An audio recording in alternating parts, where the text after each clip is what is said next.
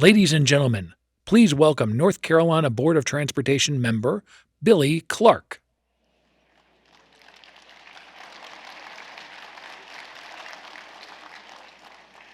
Good afternoon, everyone.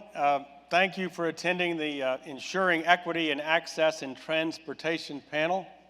We are glad you all are here attending this session.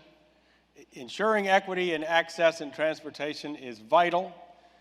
We must recognize and acknowledge diverse viewpoints if we want transportation systems to resemble more closely who we are. Before we hear from today's speakers, I want to get a few housekeeping items out of the way. If you have not yet downloaded the event app, please do so. This will allow you to access event details, the schedule, and more information about our sponsors. And as you have heard several times earlier, there is a game, and the winning participant will receive a Transportation Summit themed gift. So please do sign up. If you need to access the app, visit your app store and search CVent Events, and you can open it and search the NC Transportation Summit. For this session, we're going to ask that you please hold questions until the question and answer session at the end. There will also be a poll question during this panel that you can find on the app where you see this session listed. It is my pleasure to introduce the moderator of our session. She is the Deputy Secretary for Business Administration for the North Carolina Department of Transportation. Her department directs the Office of Civil Rights, the Office of Historically Black Colleges and Universities, as well as the department's Purchasing and Facilities Management. She also serves as co-executive sponsor for NCDOT's Diversity, Equity, and Inclusion Advisory Group, which works to develop solutions that create a more diverse and inclusive culture within the department, which is why this conversation today is so important. Please welcome Deputy Secretary Ebony Pittman.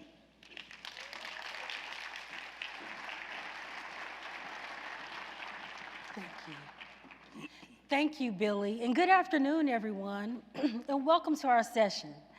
NCDOT is an agency that affects the lives of every North Carolinian. We're a large department with more than 80,000 miles of state-maintained roadway. That's second in the nation behind only Texas. Our programs span all facets of transportation. We have highways, aviation, ferries, rail, that's freight and passenger, public transportation, and bike and pedestrian. The Secretary and I are committed to making our agency the best in the nation. We are working hard to encourage equity, diversity, and the elimination of disparity in the transportation industry. This includes our agency's workforce and our efforts to attract more diverse contractors to work with us. We understand the need for and the importance of workforce that represents our population. And leveling the playing field is better for everyone. NCDOT has significantly increased our capabilities to recruit qualified, diverse candidates to help our team advance smart transportation. We are making this happen with our Human Resources Unit in our partnership with historically Black colleges and universities and minority-serving institutions. Our mission at NCDOT is to connect people and products safely and efficiently. Equally important are our efforts to create a transportation network that works for everyone and serves our increasingly diverse population. That starts with partnerships and collaborations with our stakeholders, communities, and businesses. North Carolina remains one of the fastest growing states in the nation. That means our diverse population demands a more dynamic transportation network, one that can meet the needs of our changing demographic landscape. Our commitment to small, women, and minority-owned businesses remains strong. We want to inform our underserved communities of future transportation projects and provide information which places them in a position for future business growth.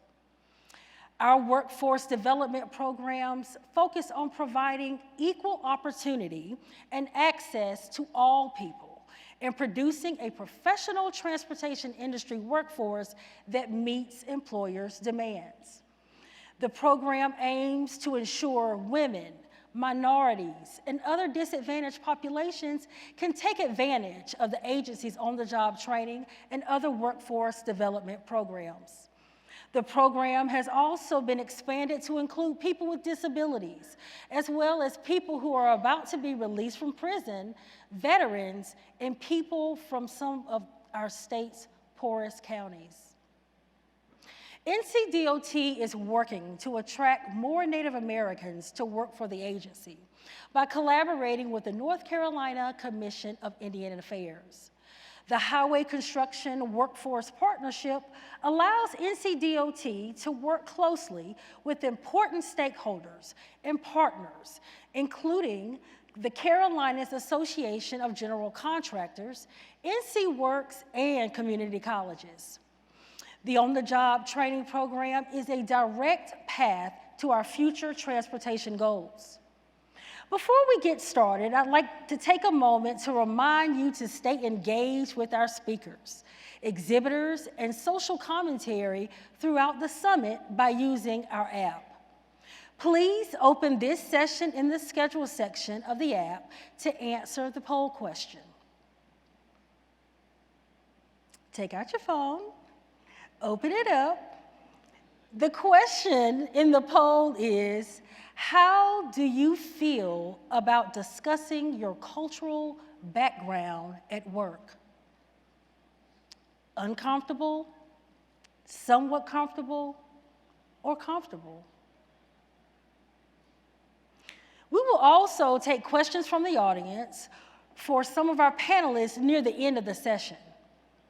We're here today to discuss how the importance of ensuring equity and access in transportation.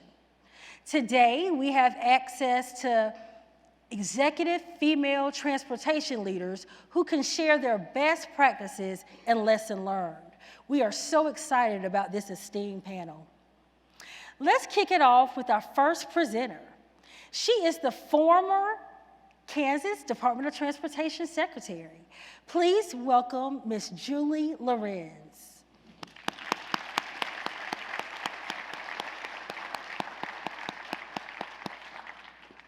All right. Ebony, thank you so much. Yes. Thank you so much. All right, and let's get some slides up here. Good afternoon, everyone. I'm glad to see y'all still here this afternoon. I want to start off with a little story. So this is how I came to this conference. We need to go back about a year ago. Secretary Boyette right here. So we had a nice friendly wager, if you recall, when the Jayhawks played the Tar Heels. And you'll recall that was quite a game. And we won the Jayhawks by just a little squeaker.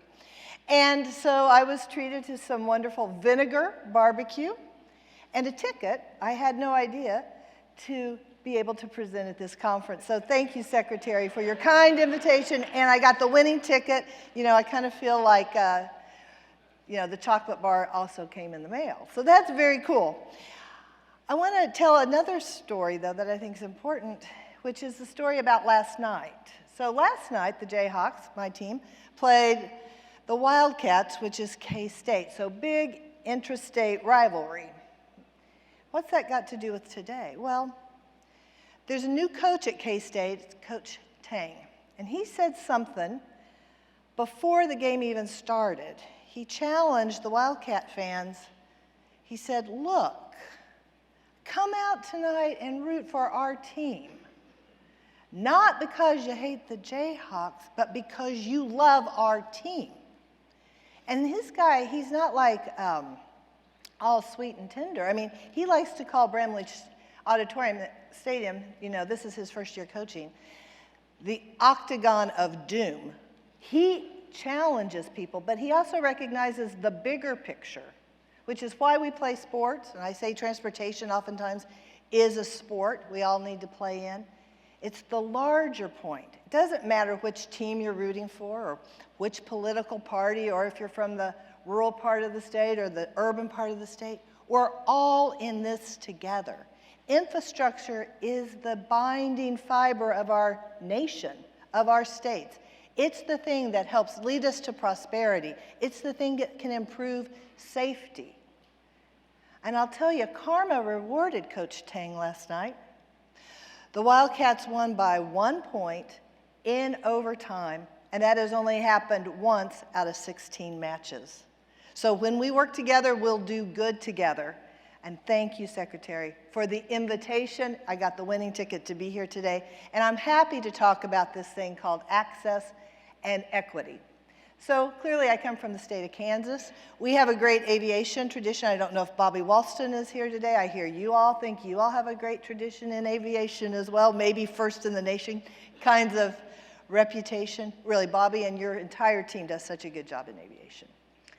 But here's something Amelia Earhart said, and I love it, and I think it's particularly appropriate for the conversation that we're having today. And it's true, some of us have great runways that have been built for us. And if you're one of those lucky people, take off, go do something good for others. But if you don't, then realize it's your responsibility to pick up a shovel, build one for yourself, and build a runway for those who will follow you. That is so important as we think about transportation, because the investments we make in transportation need to stand the test of time. They need to work for today, and they need to work for tomorrow. So by all means, as we make transportation investments, let's make sure that they're providing good access in an equitable way to all of our communities. We've got a great once-in-a-lifetime opportunity here with, whether you call it IIJA or bill, kind of depends on where you sit. Whatever you call it, there is a good amount of money, and we need to be intentional about how we're investing it so that we are improving access and equity for everyone.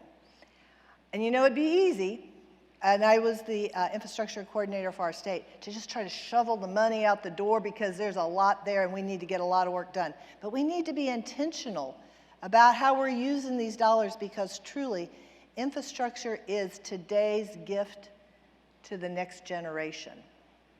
I was very pleased to go to Washington, D.C. back when I was Secretary of KDOT, which was until December 23rd, and I had the opportunity to sit with my colleagues and sign the Infrastructure Equity and Infrastructure Project Promise.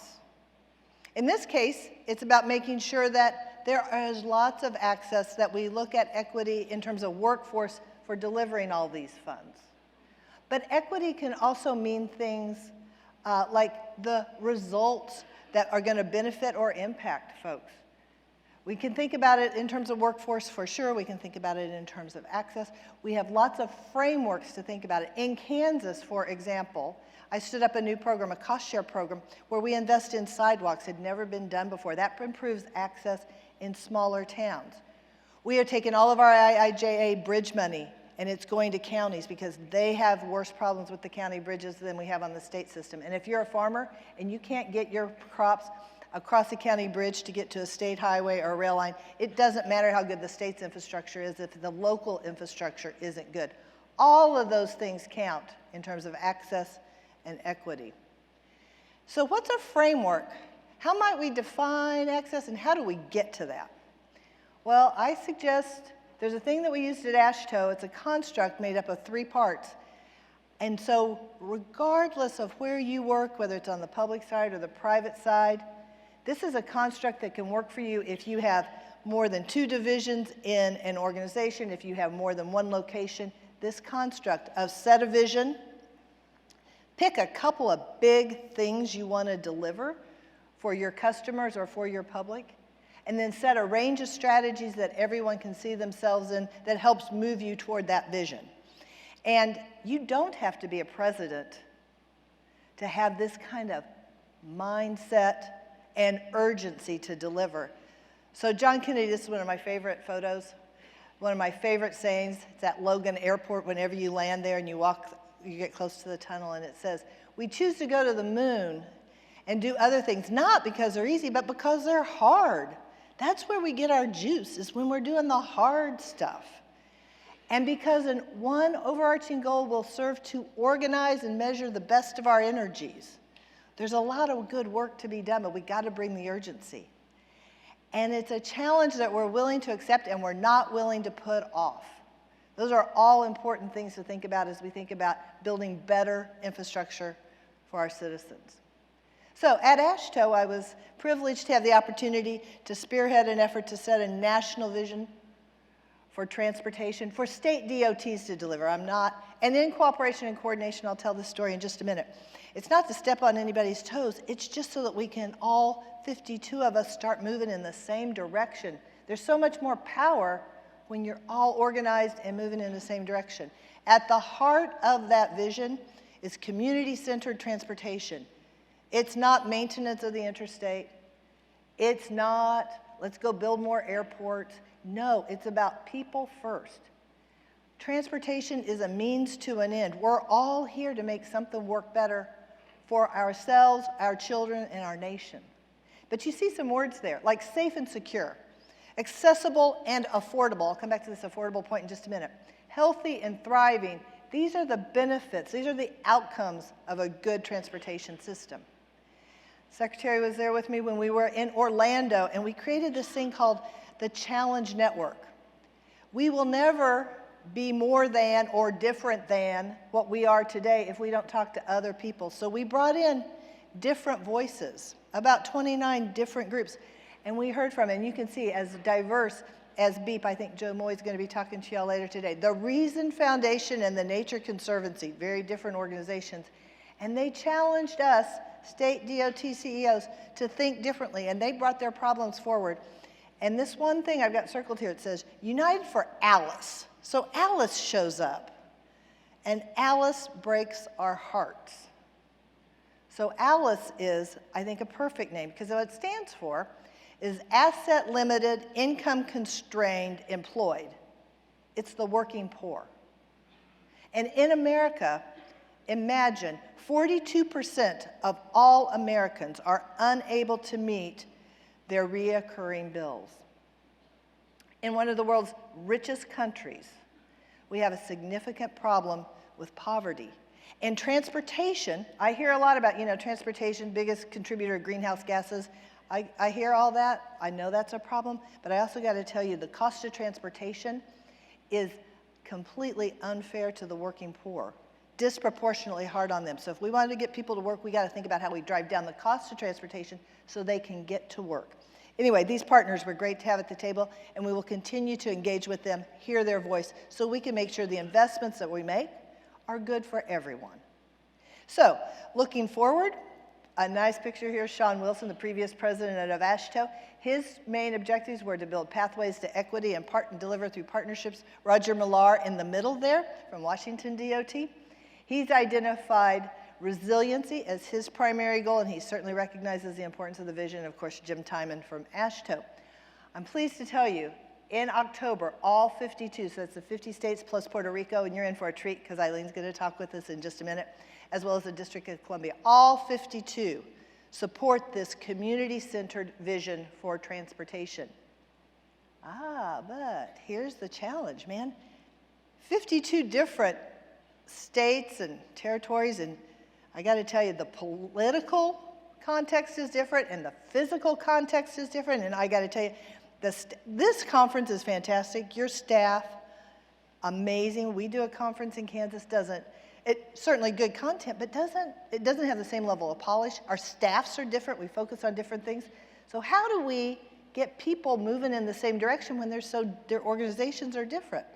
Well, it's this thing. It's called this spectrum of actions. And the point is this: whether you're state A, B, C, North Carolina, or Kansas, you assess on these levers of change things like, and I wish I could see that, but there are things like organizational development, how good is your IT, how much are you doing in technology. You assess where you are, and you figure out, what do I really want to focus my department on? Where are we going to make great progress? But the concept is we're all moving in the same direction. You just choose the actions that are going to take your state closer to that concept of community-centered transportation.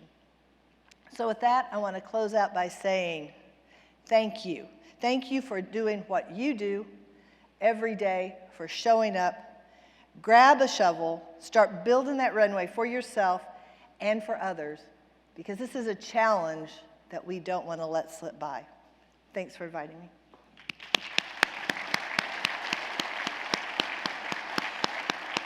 Thank you, Secretary Lorenz, for those comments. Presenting next is a senior advisor with the Federal Transit Administration. Please welcome Veronica P. McBeth.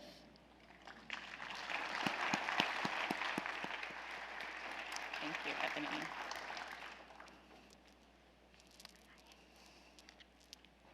Thank you, Ebony. Good afternoon, everyone. So on behalf of FTA Administrator Nuria Fernandez, I'd like to thank you for this opportunity to discuss the historic investment in public transportation as we are administering throughout the country as we promote equity through programs that emphasize diversity, equity, and inclusion.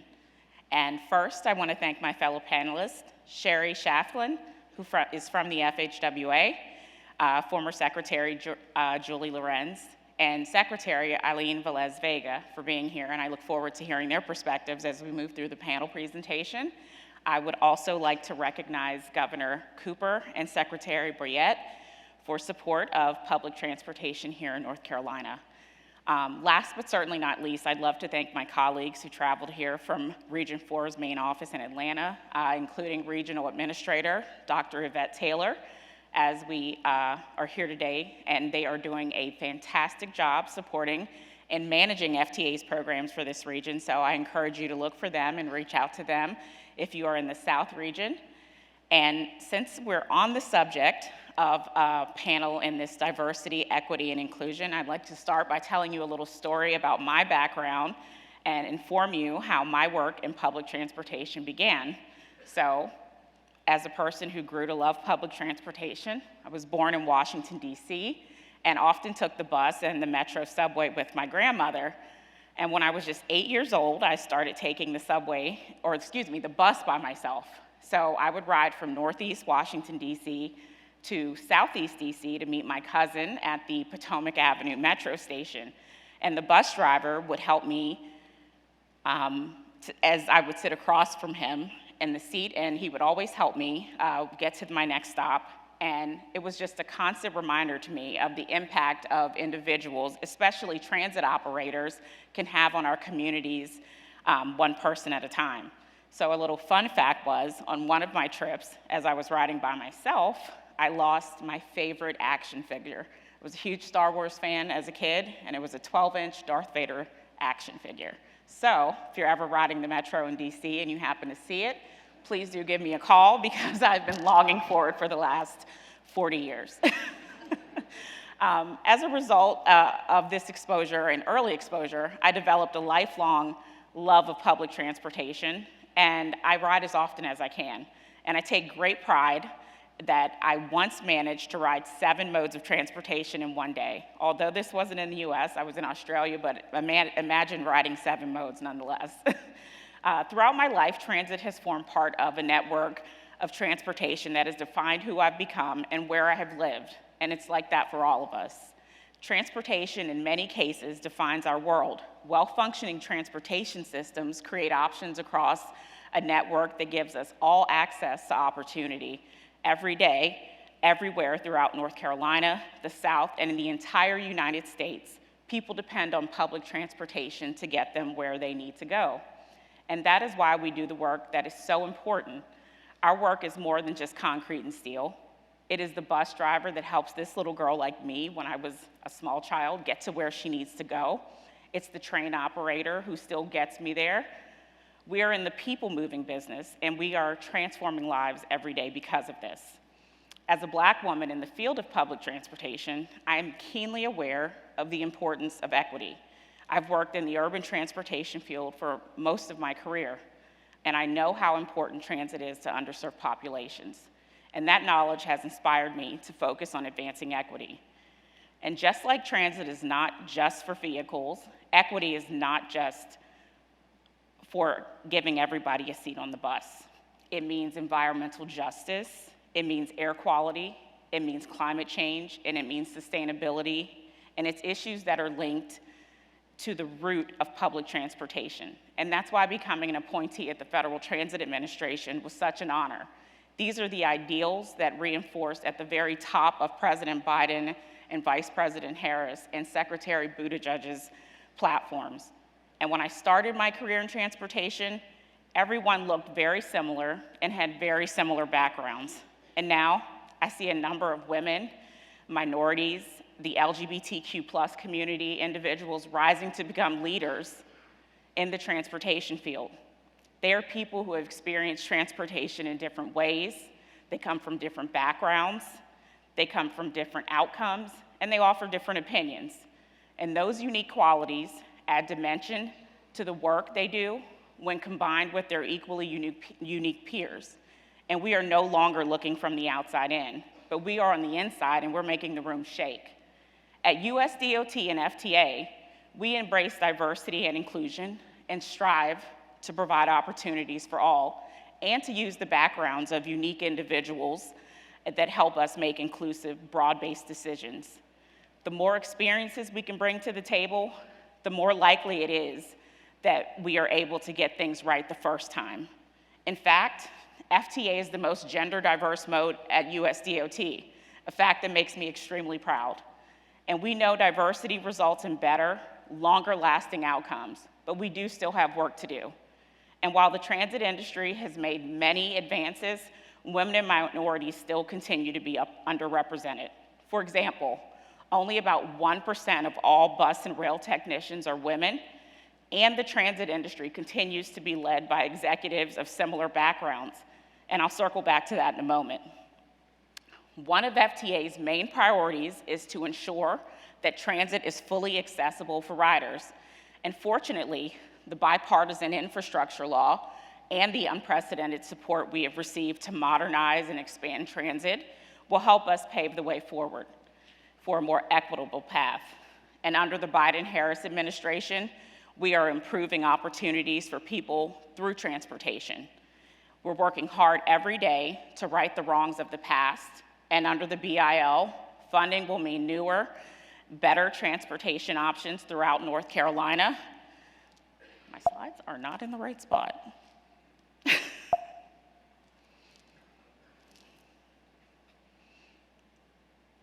We'll leave it there, sorry about that. And not just in the well-off and already well-served areas.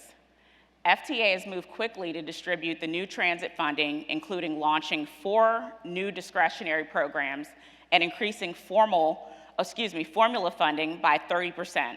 So last summer, we invested $1.6 billion in 150 bus fleets and facilities, which is more funding for buses in a single year than ever before. And I'm happy to stand here in the Tar Heel State and tell you that $23 million is being invested right now here in North Carolina. And by the way, thanks to President Biden's commitment to Buy America laws, those buses will all be made right here in the United States by American workers. So FTA has a history of supporting transit in North Carolina, and in 2021 and 2022, FTA provided about $47 million in discretionary funding, as well as about $244 million in funding under the American Rescue Plan. So creating to support transit agencies as they emerge from the worst days of the pandemic. So just highlighting a few recent awards, here in North Carolina, Go Triangle received a $20 million build grant in 2018 to support a bus transfer facility connecting downtown Raleigh to Union Station. And just a few months ago, the city of Raleigh received a $35 million capital investment grant to support the Wake BRT system. And then Charlotte Area Transit System received a $15 million RAISE grant in 2021 to support a new transit center. And then the city of Durham received $9 million in 2021 for a RAISE grant to build a 1 3/4 mile shared use path. So these grants support good paying jobs in construction and transit operations and create more opportunities for North Carolinians by connecting them to jobs, schools, and services. And so as we build connections, FTA has focused specifically on supporting local organizations and governments as they tackle difficult challenges like poverty and homelessness. And FTA's areas of persistent poverty programs support state and local governments, transit agencies, and nonprofit organizations to create better transit for residents who have limited or no transportation options as well. And then again, the program supports the Biden-Harris administration's Justice 40 program initiative and general goals of advancing racial equity and improving public health and the environment through transportation planning. So since FTA has launched the program 2 years ago, we have funded 65 projects nationwide.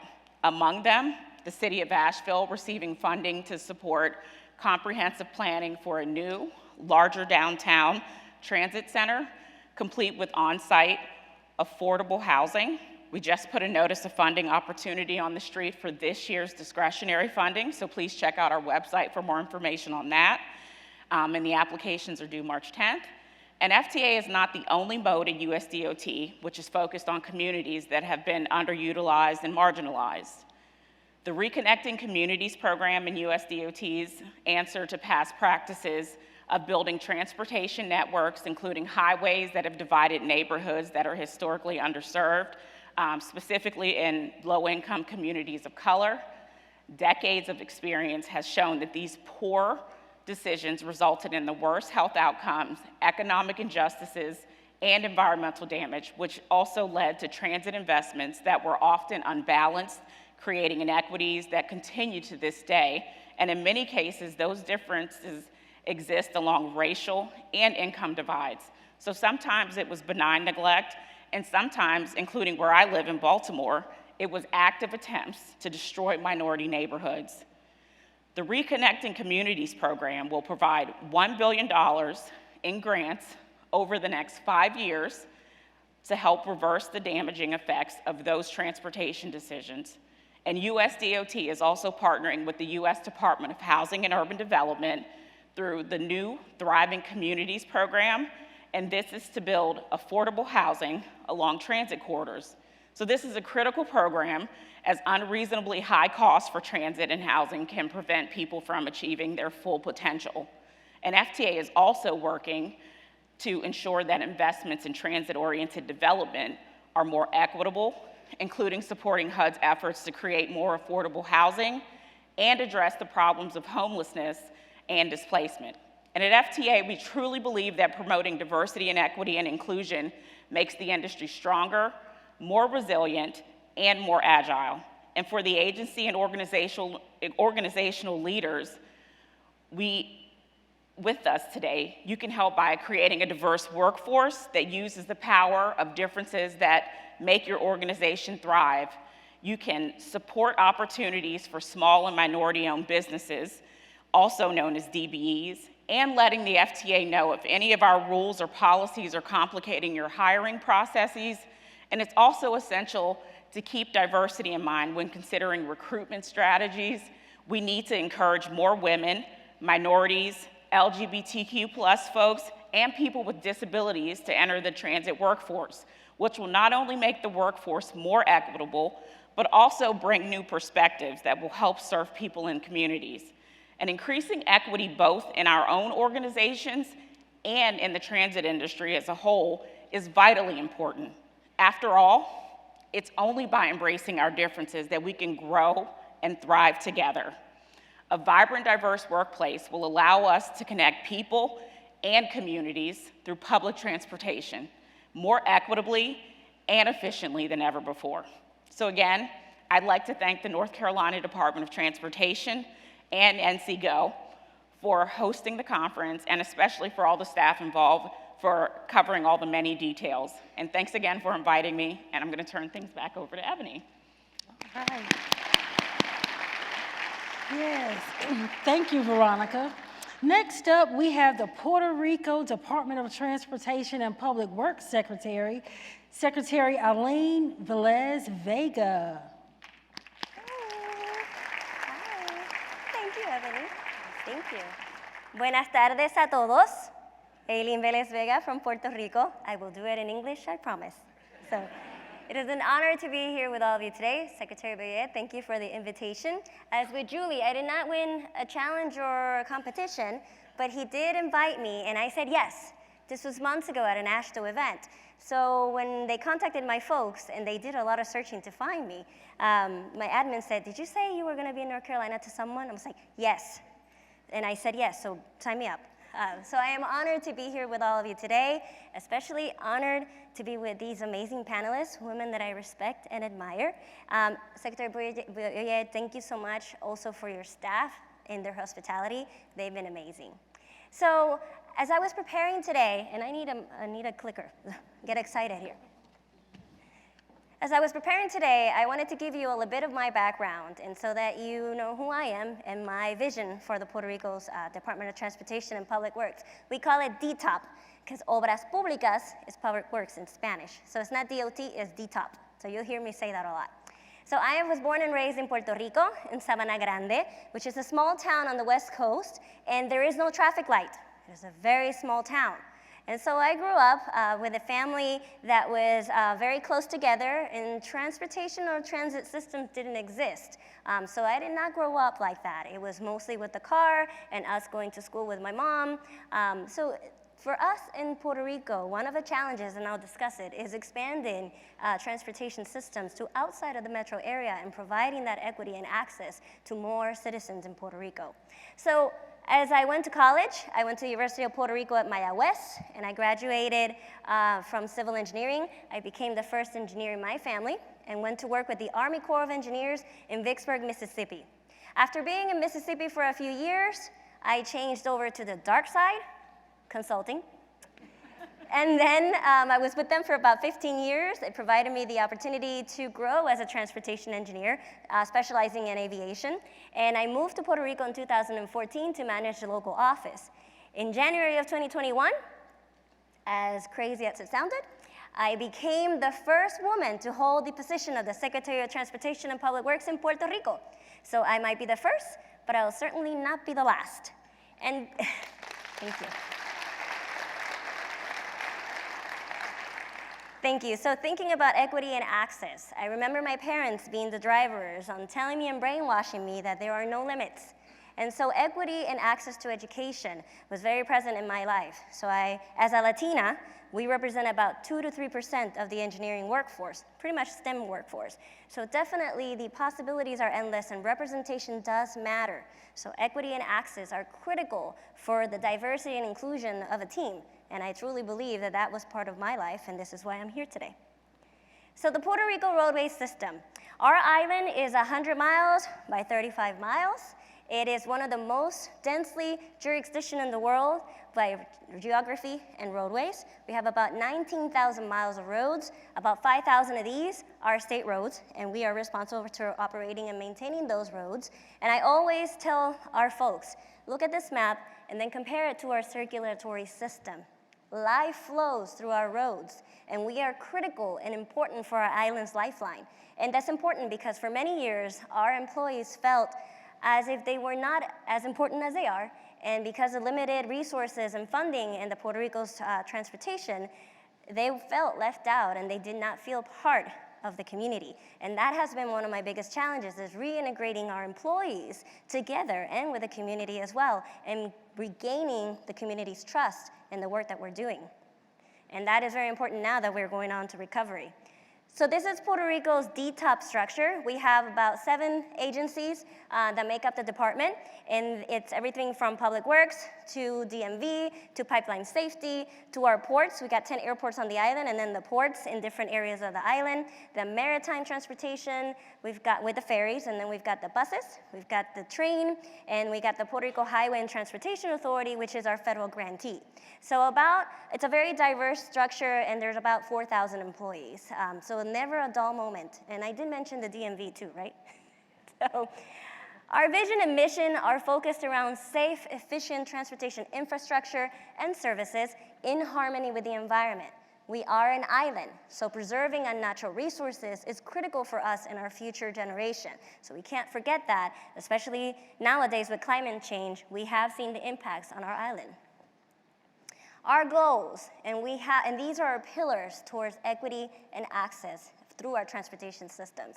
Organizational excellence And this is very important because we want to focus on client service for all our users, but as well as workforce development and having communication amongst the agencies. As I mentioned, there are 7 agencies, and one of the biggest challenges at the beginning was to have them work together as a unit and not in different silos. So I created an MOU for collaboration and partnership within the agency, and we can share resources as far as staff, projects, funding, and this is important to establish because, again, for many years, probably decades, they all worked in different silos, and that was not helping us get out there in the community. And if we couldn't work together, how were we going to serve our users? So safety. Safety is our top 1 priority, right, for all of us. The safety for our users, but also our construction crews, because we are working on recovery, that is extremely important, and we have been successful in reducing road fatalities. Last year, we finished with a reduction in 21% of road fatalities in Puerto Rico. We continue to work towards our Vision Zero efforts and reducing our fatalities. But as far as safety, we're also focusing on cybersecurity as well. We've increased our technology and also our online services. So we are definitely focusing on that as well and making sure that people trust us to use our services because that is very important, especially in the DMV. Economic development, transportation is a driver for economy, and because in Puerto Rico we've had such economic, social, political turmoil in the last decades, this is extremely important. And one of the examples I can give you is us expanding our transit services, thanks to our FDA partners, with expanding our bus routes and serving the communities through the municipalities' transit systems, connecting them so that we can connect them over to the metro area where most of our transit systems are concentrated. We're now having intercity buses connecting outside of the metro area so more people have access to transit systems. And this is extremely important because we've never had this before. We're even small progress as in providing roadside service to Ponce, which is a municipality on the south side of the island, about an hour and a half away from San Juan. We are moving past the metro area and providing, again, connecting communities outside of the metro area. I told you I grew up on the west side of the island, so making sure that people feel that we are also making an effort to invest outside of the metro area. Everybody's important. Equity, internally and externally. We have been working on better salaries and closing that pay gap for our employees, providing more professional development opportunities. Many years that we haven't had this availability for them, and now we're growing our training programs. And also externally, I went to each individual mayor. There are 78 municipalities, 78 mayors in Puerto Rico, worked with them individually on the work plan to meet their needs and their priority, regardless of political affiliation. Everybody is important, transportation is for everyone. So that has been extremely important for me as secretary.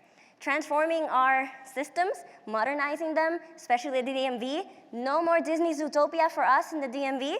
We actually now have online appointments, and you can renew your license online. You can even take your driver's ed license test online, and that has definitely saved time and better our image, improve our image in front of our constituents. And resiliency. Resiliency is another one of our top priorities. As you all know, we had Hurricane Maria 5 years ago that destroyed our island. We're still recovering.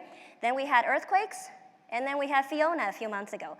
So we've had our share of climate change impacts in the island, and we continue to recover. So this is our focus because this has severely impacted the way that we connect communities, especially the rural communities that were the most affected by all these hurricanes and disasters. Now, asphalt is important, the potholes have to be fixed, and we have to work on providing more services for people, materials, inflation, all that is important. But the most important asset are our people.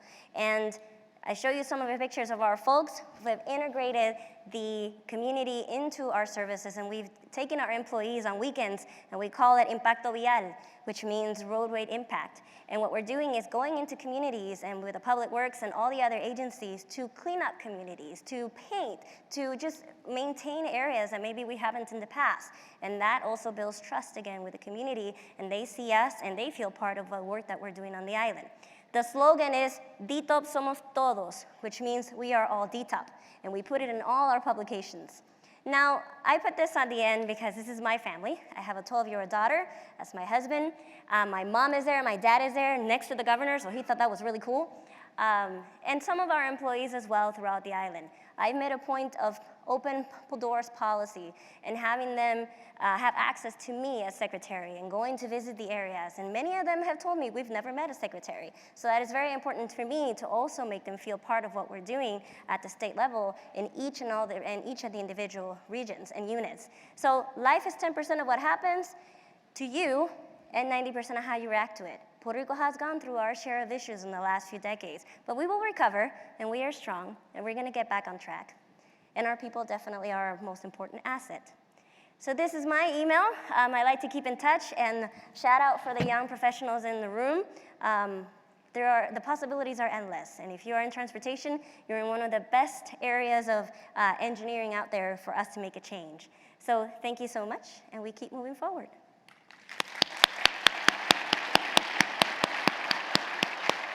Yes, thank you for that. Our last speaker today is the Director of the Office of Human Environment for the Federal Highway Administration. Please welcome Sherry Shaflin.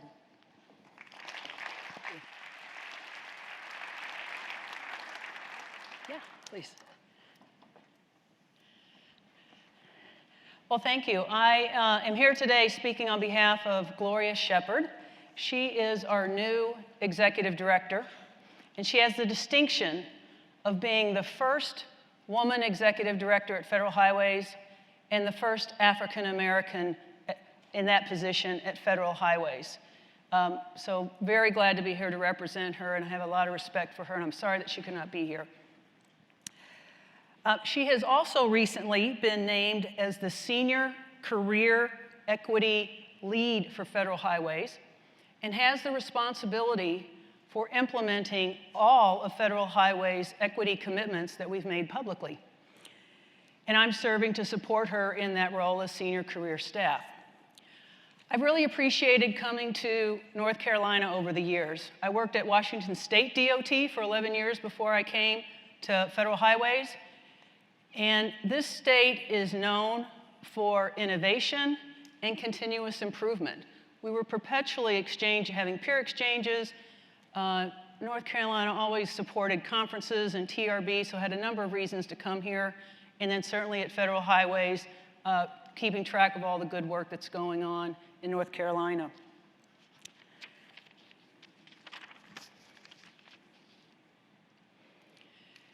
So the very clear and consistent message from Secretary Pete on down is that we are centering equity in everything that we do. And if you simply think about this message on this slide, and you think about it every day, think about it when you're starting a new task independently or with a team, and you consider in what you're doing how you can influence these outcomes with specific changes and actions, we and all of our transportation partners will make a difference. This is what we're trying to implement. There's a very good series of existing laws and executive orders and policies on federal non-discrimination and fairness. This new set of executive orders under this administration is really going to help us make leapfrog progress in this country. All of these plans or executive orders are now represented in 5 different plans that we are trying to implement at USDOT and Federal Highways. One is the overall USDOT equity plan. The other is a gender justice plan, a diversity, equity, inclusion, and accessibility plan, a disability priorities, a policy priorities plan, and Justice 40. And what's interesting right now is that this is a whole of government approach. So I and my colleagues are meeting with, as you heard, HUD, EPA, Center for Disease Control, Department of Commerce, because they all have funding in this same direction. And it's a very exciting period to be doing collaborative work, and I hope you're seeing that in the field.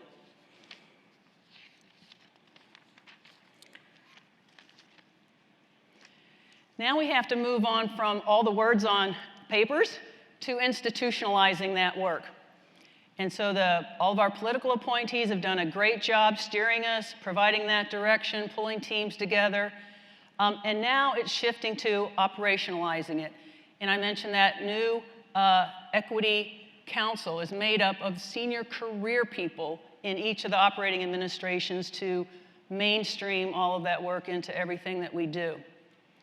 We're also restarting an advisory committee on transportation equity made up of a number of people who are leaders in equity across the country to advise the Secretary. It's a FACA committee that will be advising the Secretary and looking at the work that we're doing to make sure we are delivering on the power of community, expanding access, implementing the interventions that we've talked about to really drive change, and help with wealth creation. But since we have a lovely panel of women here, how about we focus on the gender goals? Certainly the first one here, we need more women in all of the trades, in all of the modes, very clear. And there's a lot of work going on to support that. On the second one, on gender disparities in transportation, my programs have a lot of responsibility for delivering walking and biking and trails in the country.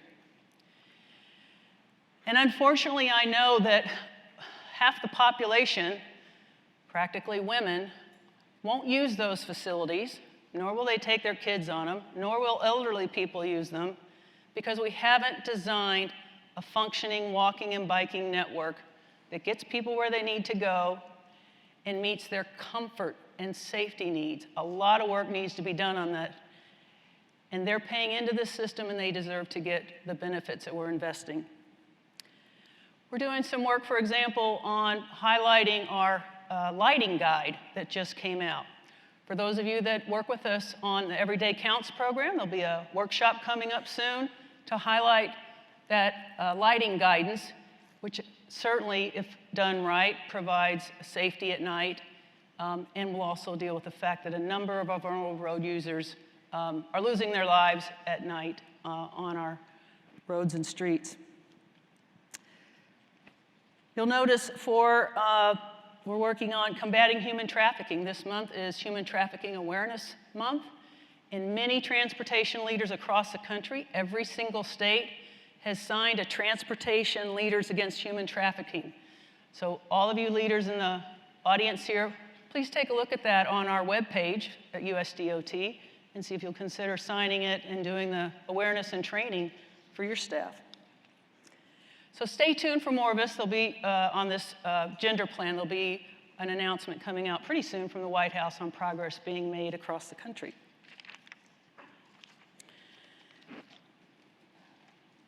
Now let's pivot a little bit to talk about the funding in our discretionary and formula programs.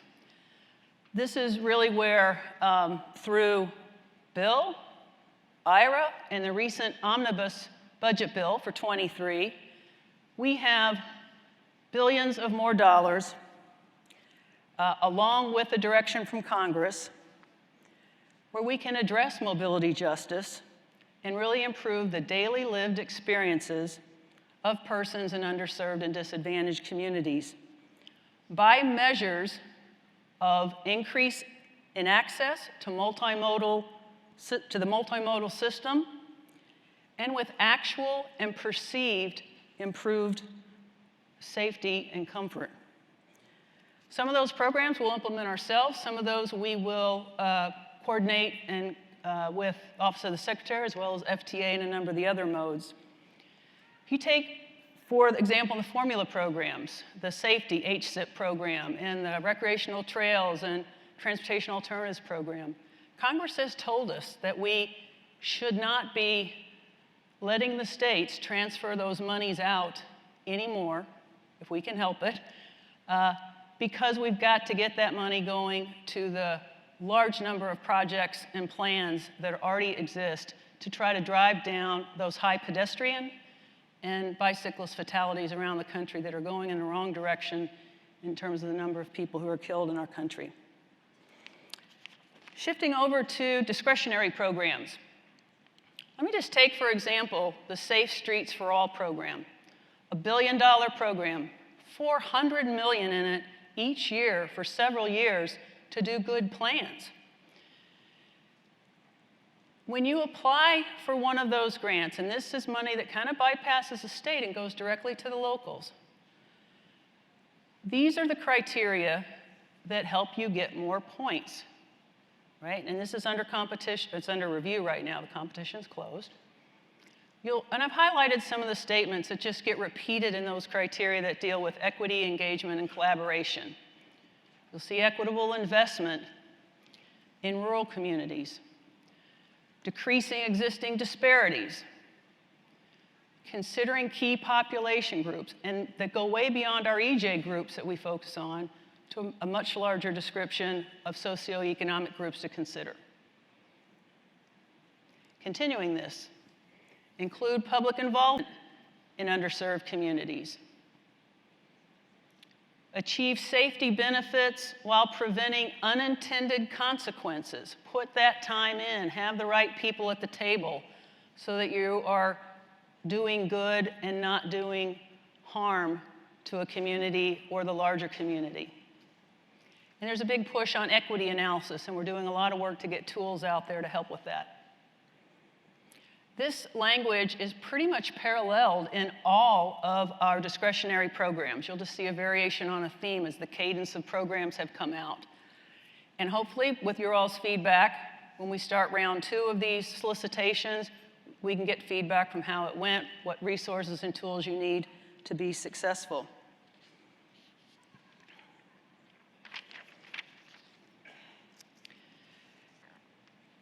We were also told by Congress to change a number of planning programs, and I just want to highlight a couple elements in the Metropolitan Planning Program, which we share with FTA.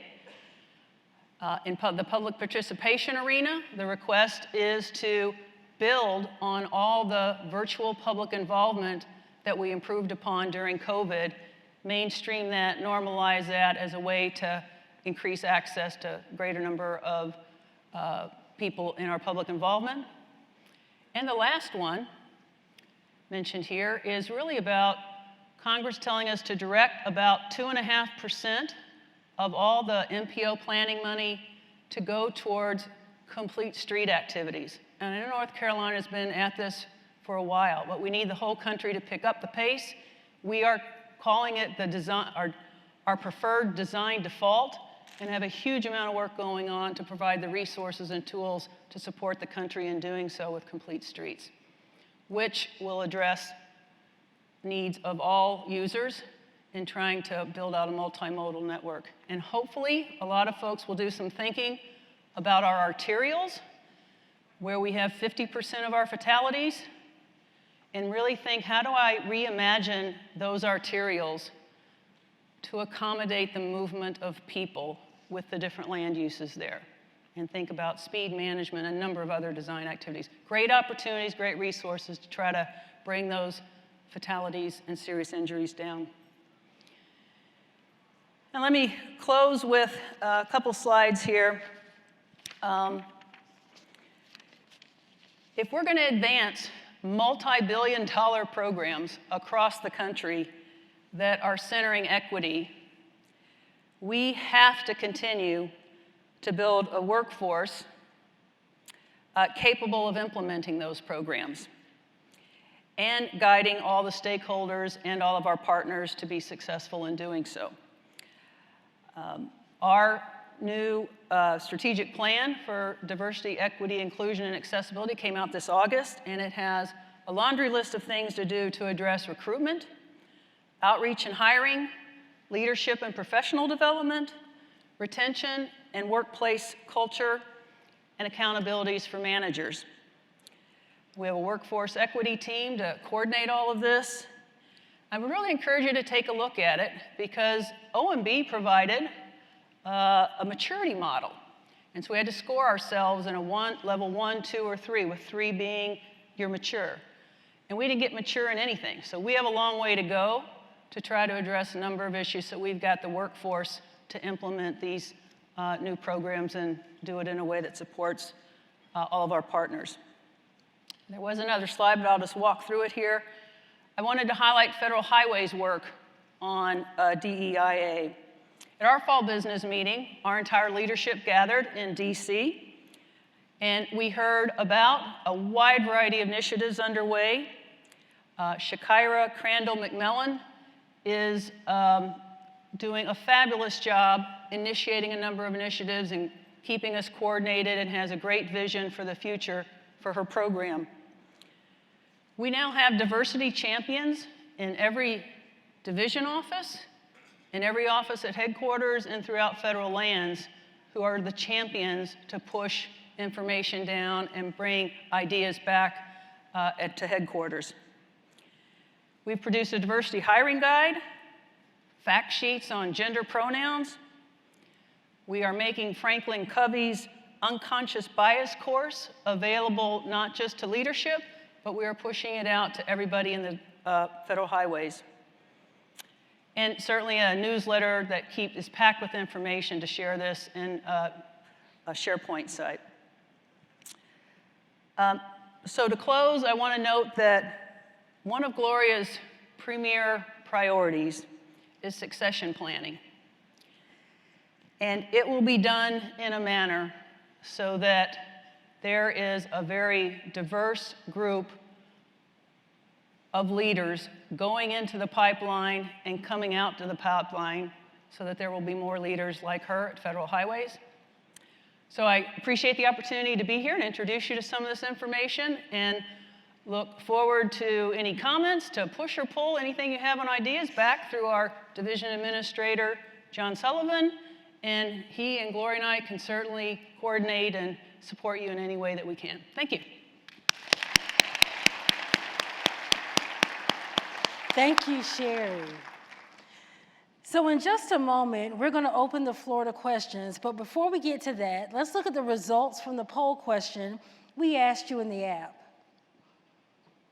So how comfortable do you feel sharing your cultural background at work? Let's look at these results. Okay, so the majority of folks say that they feel comfortable. So panelists, were we expecting these results? How do you feel about what was shared? Do you think people typically feel comfortable? I've seen it, at least in our organization, but again, we live in an island, our backgrounds are very similar, but as you notice, I feel comfortable talking to where I came from. I'm very proud of where I came from in my background. So for me, I'm glad that the poll is that positive, because we should all feel comfortable sharing who we are, where we came from. It makes us unique. And if we want to have more diversity and inclusion, our organizations have to allow us to share that. And that's how we make really good connections at work, and we're better at it. We're a better organization if we can share amongst ourselves, and we can learn where our strengths and weaknesses are as well. So I'm glad that that was the result. Yes. What about you, Veronica? I would say I'm pleasantly surprised. I feel like I've been on kind of both sides of the coin. I would say now, obviously, I'm bringing my whole self to work every single day. I've been in other jobs where I couldn't bring my whole self to work, and it stunk. If I can be honest, I'm bringing kind of the work version of me to work, and I'm leaving kind of what I would think the critical pieces of me at home. And so to see that over 40% of the people here can bring their whole selves to work is just very encouraging. And I continue, for those people who said they're semi-comfortable and the few that are not, I think be the change makers within your agencies, or talk to some of the folks here who maybe are sitting next to you that say they're bringing their whole selves to work, and figure out how you can bring your whole self to work. I feel like it makes all the difference to be able to bring your whole self to work. And for me, sometimes it's my quirkiness that I get to bring my whole self to work, and the bad jokes that I make that maybe 2 people laugh at, but it's so important. I'm really very heartened by that result. There's a lot more we're a lot more similar than we are different, but until you're able to share who you are and what your life experiences have been, it's really easy to sort of make some bad assumptions about others or whatever. But if you can more openly share, it helps you get outside your silo. So I think that's very encouraging, and I think it's Secretary, for you and your entire state, those are really good results. Yes. Absolutely. Really good results. Yes. Did you want to share? Well, I think people are hungering to connect with people after COVID. I mean, and you just have this great interest in trying to get to know folks. There's a lot of new people that have started during COVID, and we have really got to be open and talk about that. And I think maybe that's helping. We've done a number of things at the department to host kind of affinity days. So they're like for Native Americans or Hispanic persons or gay and lesbian awareness day. You know, we do a lot so that all those affinity groups have a place to talk about what's going on, what their needs are, and I think that helps open things up for the department as well. Yes, it certainly does. So at this point, we're going to start taking questions from the audience. So we're really excited. We have, as we said, an esteemed panel here. They have shared information about their respective organizations. And so we're going to use this as an opportunity just to have some conversation so we can all build our toolkit around equity. Equity is ingrained in everything that we do, whether we realize it or not. So this is an opportunity for you to share questions so we can get some feedback about how we can ensure that equity is a part of everything that we do. So if you have a question, please come to the microphones and let's get talking. Any questions? Okay, so be thinking about potential questions that you may have, and at any point, please come to the microphone. But in the interim, what we can do is let's have a conversation around the importance of embedding equity and how it is everyone's responsibility to ensure that equity is a part of the conversation and the operationalizing how we do business as departments of transportation at the federal or state level. Julie? Yeah, so I'll start with a program that we have at Kansas DOT that I'm really proud of and is a lot of fun as well. We have what we call Magic Camp. And so, and it's also a good recruitment tool, to be honest. So we have, for the last few years, we invite at various schools across the state, young women to learn about transportation and with a particular focus on construction. And so it's for a whole week. They can travel in and spend a week, and we set up mentors, and we partner with the private sector, and they come in and they talk about different careers in transportation, public and private, and the girls get like pink hard hats to take home and all sorts of things.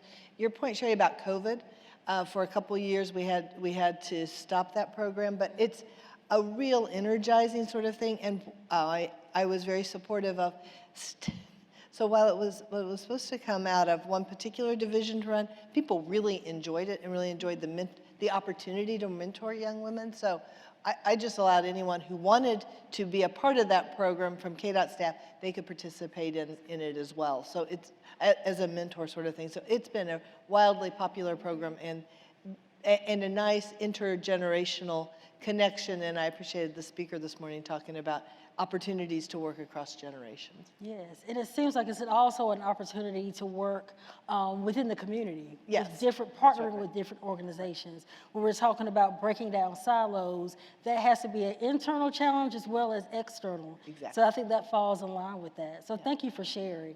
Veronica, did you have anything that you wanted to share regarding that? Yeah, absolutely. I think specifically I'll speak to FTA. We obviously do, we celebrate I guess, various heritage months within the organization. So, and a lot of times we do fairly large planned organizational activities. So, you know, Hispanic Heritage Month, Black History Month, Native American, Asian American, and Pacific Islander Heritage Month, like the lists go on. So we do a lot of planned celebrations. One of the cool things we do is in alignment with several of those planned Heritage Month organizations. We ask the people that are part of those cultural groups or specific groups to all come together for a photo if they're interested in getting into a photo together, and we kind of document the day so that you have kind of an annal in history, if you will, that if you were a part of the organization. And that's just not FTA, but that's for US DOT altogether. Another thing that we do to I guess, that we've made a goal of in as far as kind of expanding the diversity of the agency, as I mentioned in my comments, is that we have grown exponentially, and we do have the most diverse organization within the USDOT family, is that just this year alone, we've made 133 hires. And so we look to continue to expand, and more specifically, we are hiring now. So I'm gonna put a plug in like they did in panel 1. We are hiring. And we're hiring in the essence that we're doing direct hiring. We are looking to expand and become a more diverse organization. And so we are actively looking to do those things to celebrate the diversity of our organization and the country. Awesome. So it looks like we have someone who has a question. I do. Thank you so much. My name is Nicole Giammi, and I work with the North Carolina Department of Transportation in the purchasing unit. And I applaud you, ladies, and all the work that you're doing for inclusiveness and diversity and equity. It's very encouraging. But what I want to ask is, what are your plans and or thoughts to ensure that minority and women-owned businesses really are have a place at the table? So as we talk about legacy and longevity, where are you with those things? Or what are your plans or your thoughts to ensure that that happens? Elaine. Sure. All our programs and especially with federal funding, all our agencies have certain goals that they have to meet, and we're very intentional about these. So making sure that we continue to monitor how we're doing on our goals and just giving opportunities for different organizations. We have a lot of women-owned minority businesses in Puerto Rico, and our federal partners have been great in helping us also coach through our staff so that we can help the community. And we even have, recently we had SBA and some other folks from DC visit us in Puerto Rico to provide training and more services internally and externally to our partners so that we can do better in our organization. So it's something that we're intentionally working on, and especially now that we've got historical funding allocation from IIJA and ARPA and ER with recovery and HUD funding. It is the time in Puerto Rico, is our chance to close the gap on a lot of the critical conditions and issues that we had in the past. So it is a very important part of our program.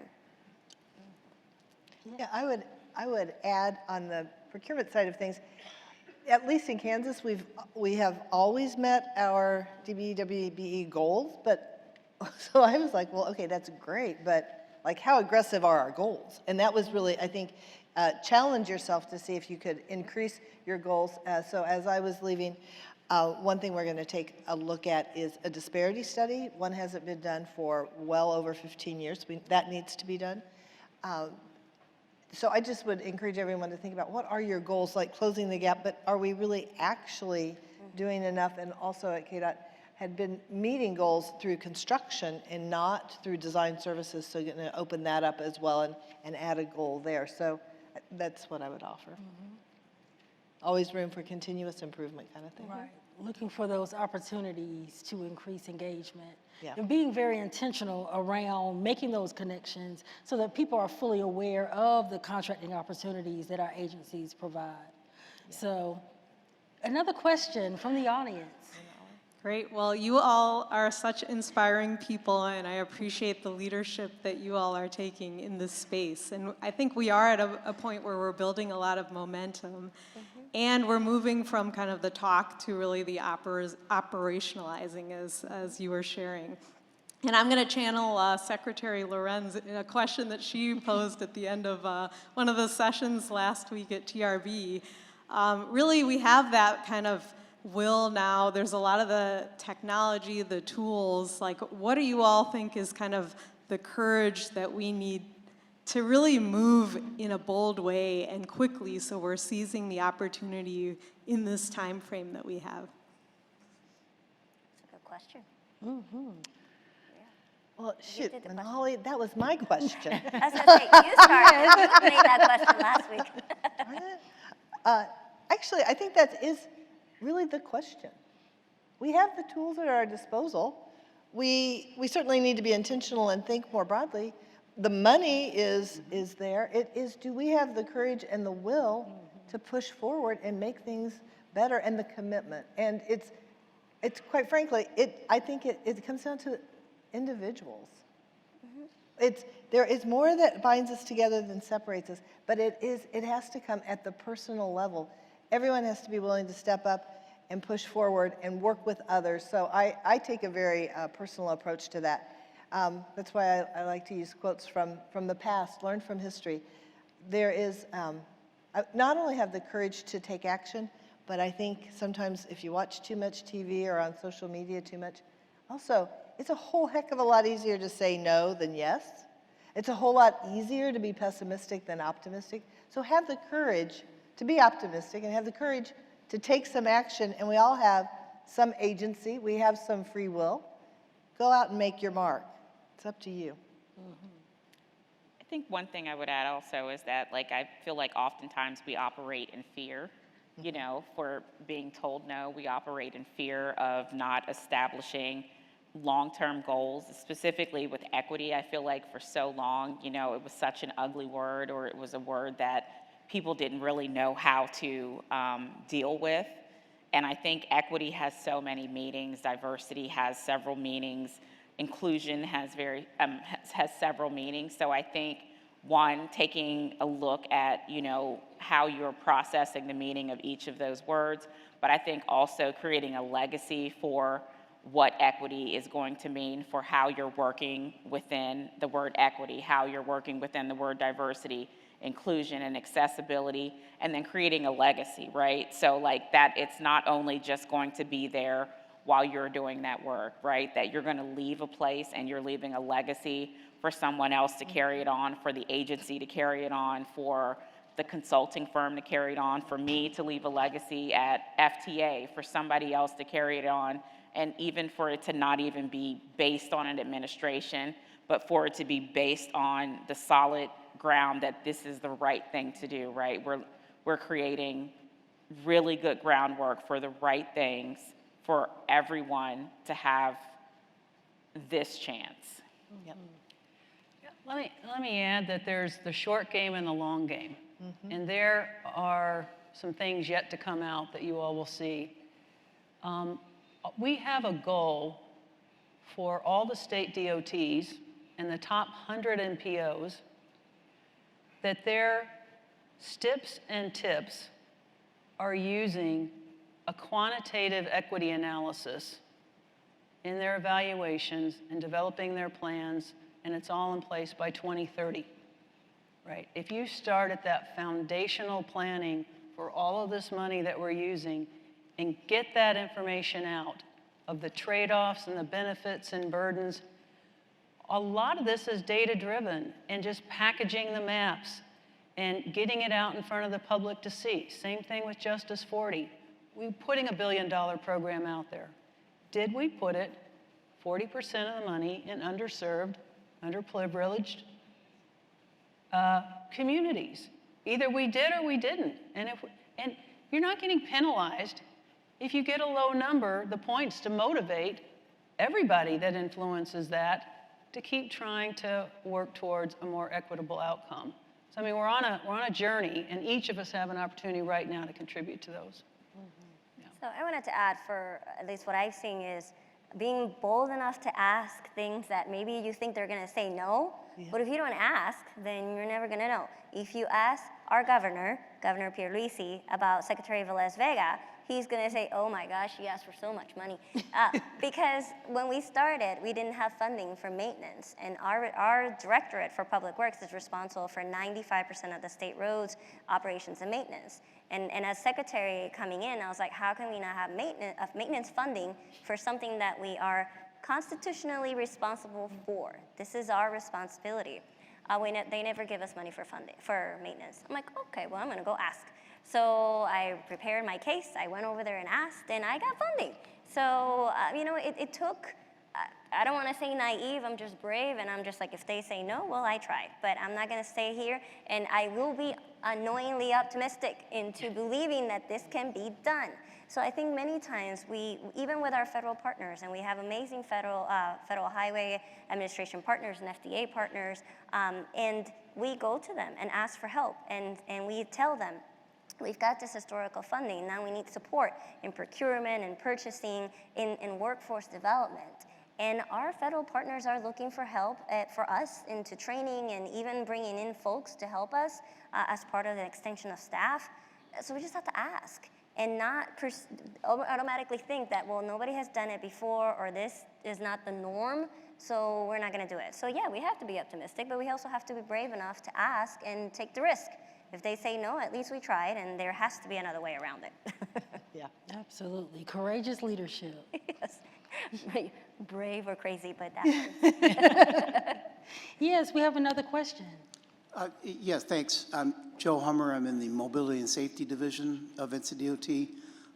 My question, I would really appreciate hearing your thoughts on equity in an automated vehicle future. Will automated vehicles bring safe and cheaper transportation to many more Americans? Or will automated vehicles mean that a bunch of rich people get to buzz around while the rest of us get in an even worse and deteriorating system? What do you think that future looks like? Thanks. Who wants to take that? Well,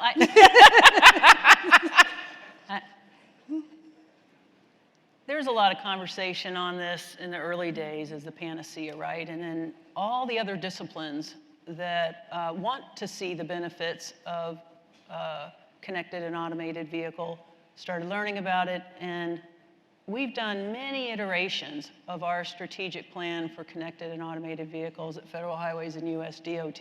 Because each time that gets done, there's more awareness about all the people that need to be involved, the infrastructure folks that need to be involved, the technology folks that need to be involved, the vulnerable road users, so that everybody's needs are addressed. The elderly, equity, who has access, where's the zones that these are going to operate in, what's the cost of folks. So a lot more of those issues are out there and I think have to be addressed so that all the good and all the unintended consequences, which is now built into our thinking through bill and other funding sources, are considered. Certainly move forward with the technology. There's lots to be people to be saved and lots of people with disabilities who may increase their mobility and all kind of transportation for the elderly in rural areas, lots and lots of potential as long as there's a really good group of people there that understand and have time to communicate and understand all the benefits and externalities, and those are being addressed in the demonstration phase and at scale. And I think that's what you'll see in a lot of our programs. And I'd like to add, I was at I spoke at an aviation conference in San Francisco last fall, and aviation is the least equitable of all of the modes. And we were talking about air taxis and that sort of thing. So I think those questions around equity and technology exist for all modes. It's not just AVs. I also would like to put a thought out into the sphere here of, as we continue into an increasingly technological kind of world, I think it's really important, if we're going to have high tech, that we also have high touch, that we are thinking about the human and humanistic elements. The technology is here to serve people, and we can't lose track of whether it's community-focused transportation or people-centered transportation. And so, Sherry, I thought your point about how do people feel, particularly, I think you're saying like women using trails, and they don't feel safe. Right. Maybe every objective measure would say, you're fine there, but if you don't feel as a person safe, or you don't, the generational thing this morning I thought was excellent. My mom is constantly telling me she's going to get an Uber. Well, she's never going to because she cannot turn her phone on. So but at least she knows the words and she's really proud she knows the word Uber, right? But the point is, I think we have a responsibility. We all have a responsibility. When you think about equity and access, you have to think about the human parts, how people respond to the technology, or we're going to just get ourselves into such a technology space, but people aren't going to be willing to use the technology, because just because you have it doesn't mean you adopt it. So I think there's a lot to be done on the psychology side of transportation, not just the sociological or the physical part. Absolutely. And I challenge all of us to continue these conversations when we go back to our organizations, just to think through what are the strategies that we can implement to make these things happen. So thank you, ladies, for your speaking with us today. Thanks for sharing your best practices and lessons learned. Hopefully we can take these ideas back and share with our communities and our coworkers. Today, I hope you all found this session to be helpful. But before we leave, we have a few housekeeping items. Please welcome Board of Transportation Vice Chair, Mr. Andy Perkins.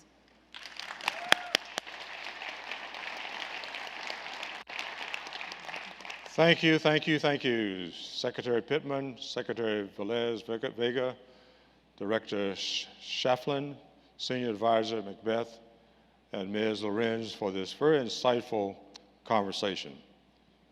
The conversation we have had today is so important, and I hope it made all of us think about the importance of equity and access in transportation because of that equity.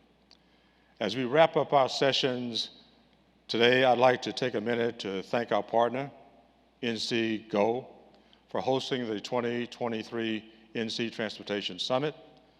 I also want to thank all of our sponsors who helped to make this event happen. If you haven't done so already, please visit the exhibit downstairs. I think I've seen most of you down there, but it's very encouraging to see some of the technologies going on. Make sure to also visit the Office of Civil Rights Business Development Zone down there.